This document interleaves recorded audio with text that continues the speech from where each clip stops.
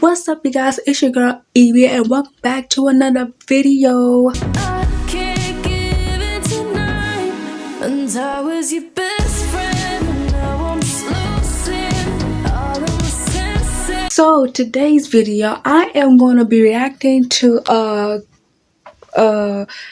what is it? Hold on. I'm going to be reacting to 3 Easter short horror film animation by your true and only Horror Shorts Party. I think it was all Horror Shorts Party or Party Horror Shorts Horror. It's right here. Okay, it's right here. Gonna be watching this. I saw it says I think it was 18 minutes, so it's not that much long. I'm not gonna be recording that long, so I'm gonna break it up in parts, you guys. And it's so dark right now. Hang on. So I'm gonna be reacting to that. So before we get started, don't forget to subscribe, like, and comment. And let's get on with the video.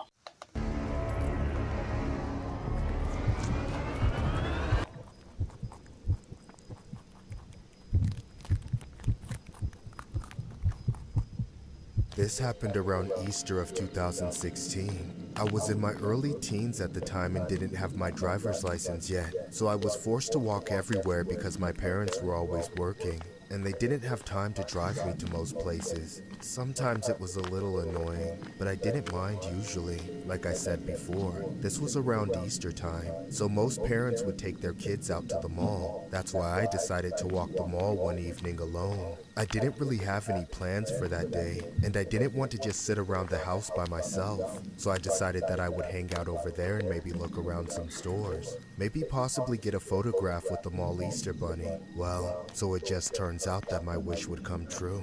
As I strolled around the mall looking around a few stores, I came across a huge line leading up towards a platform where the Easter bunny was taking photos with all of the kids. At first, I couldn't see the bunny through all of the people surrounding the place, but then I caught sight of it through the crowd. I was shocked as hell. The bunny honestly looked scary as shit. It definitely wasn't the same bright, happy-looking bunny that I had loved so much as a kid. No, this one looked off somehow. I don't know if it was That the bunny do costume look or ugly. makeup, or just the way the person in it was behaving. But the more I looked at it, the creepier it got. Still, it had taken me 20 minutes to walk to the mall, and I didn't want to leave without the picture, so I got in line. I figured that the bunny Nah, I'm had sorry. to look less creepy I up would have close, turned around and so went back I home. continued to wait I'm not until finna I interact. finally made it up to the front of the line. About 15 to 20 minutes later, I was finally there. However, the bunny unfortunately looked the complete opposite from what I had expected. The bunny was somehow even creepier up close. I still couldn't quite figure out what it was, but I just felt uneasy around it.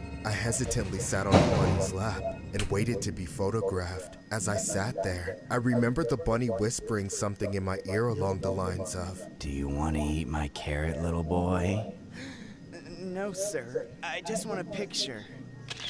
I took my picture with the bunny as quickly as possible and then got the hell out of there. I still felt very unsettled as I exited the mall. I was pretty disappointed too. I was hoping for a much better experience than I had gotten.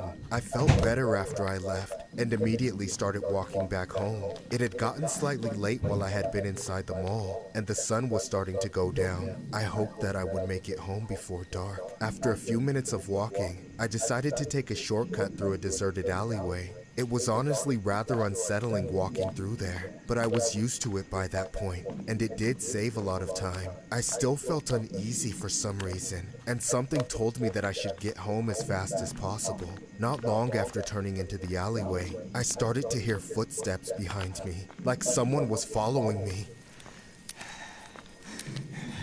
I ignored it for a second as I thought this it was is why I just don't my walk in the imagination. street But then there by was no myself mistaking the at sound night. of footsteps getting louder and louder straight behind me. I suddenly felt scared as hell and immediately turned around to see who was there. And that's when I saw something so utterly terrifying. It was the same bunny from the mall.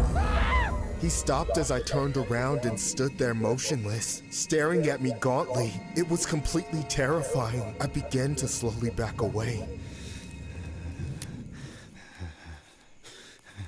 Then out of nowhere, the bunny pulled out a machete and started sprinting towards me, laughing like a psycho. I immediately got the hell out of there and started sprinting down the alleyway, not daring to look back. As I ran, I could hear the bunny's footsteps getting louder behind me. He was gaining on me. Then I felt the bunny's fingertips touch my back, like he was trying to grab me and was almost close enough. I felt like my lungs were about to burst as I sprinted as fast as I could, forcing myself to go even faster. That's when I was able to outrun the bunny as I came flying out of the alleyway and turned down the street to my house. I was so close. I still didn't dare look behind me as I pounded up the steps and flung the door open, slamming it behind me. Please tell me your family was there. I immediately told my parents what had happened and Okay. I called the cops. Yeah, that would have I looked been out the worse window, if but the bunny he was went nowhere home to and be he by seen. himself. The cops arrived soon after and searched the whole area, but they didn't find anything. The bunny had completely disappeared. The next day, we called the mall to find out who the bunny was. It turned out that the bunny was revealed to be a man named Daniel, who had failed to register as an offender for his past crimes. My parents were immediately sick. Most of the parents in the area caused an outrage when the news came out. They couldn't believe that their kids had been sitting on that psycho's lap. As for me, I don't really share the same love for the Easter Bunny anymore. I still wonder what would have happened to me if the man had caught up to me that night. This story was inspired by a real-life case regarding a 24-year-old man named Daniel Sanderson for failing to register as an offender. Sanderson had been working at the Dakota Square Mall in Minot. He was hired by a temporary employment service and was posing for photos with mall guests as the Easter Bunny. A spokesperson for the parent company for the Dakota Square Mall released a statement saying that Cherry Hill Photo Enterprise hired Sanderson. They claim that all applicants are, quote-unquote, subject to a strict background screening process. Since then, mall guests have expressed their outrage for Dakota Square Mall for not taking extra precautions with new hires, and for Cherry Hill Photography for not doing proper background checks. That's crazy. That's real life crazy.